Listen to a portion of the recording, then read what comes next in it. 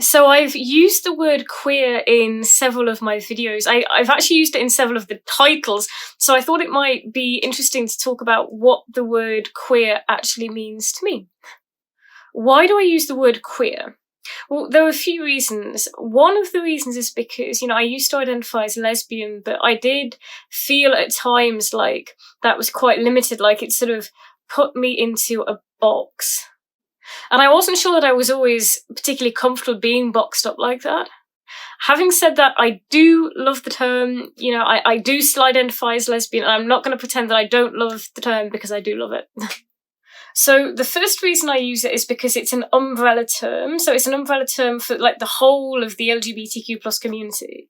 And it's a way that I can define myself and identify as LGBTQ plus without actually necessarily having to specify like I'm lesbian or I'm bi or whatever it is that you are. So it's a way of being able to identify as being part of the community and being able to tell and show people that you are part of the community without actually having to label yourself further than that. But the word queer to me means so much more than that, because for me it actually encompasses everything.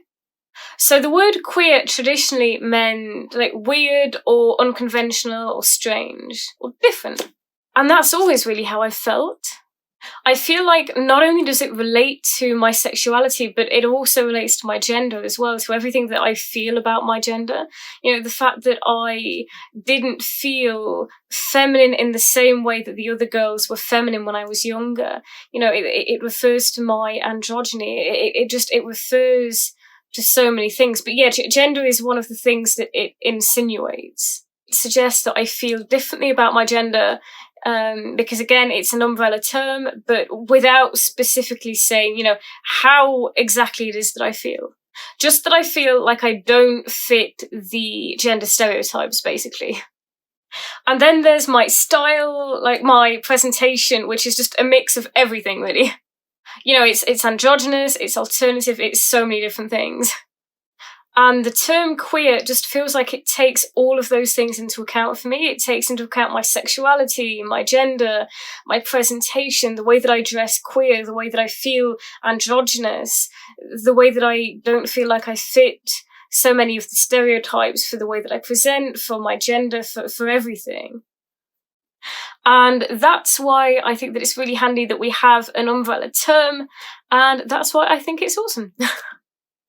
So I know this has been a really short video, but I just thought it would be a really fun thing to talk about, because I know that other people have spoken about like being queer, and I know that people have asked me as well personally, like they've asked me what does it, what does being queer actually mean? And so I just thought it'd be interesting to talk about what that meant to me.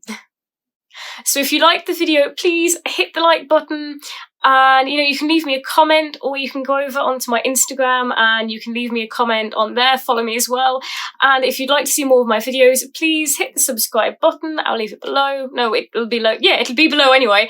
And so please hit the subscribe button if you want to see more of my videos, and I will see you soon in my next video.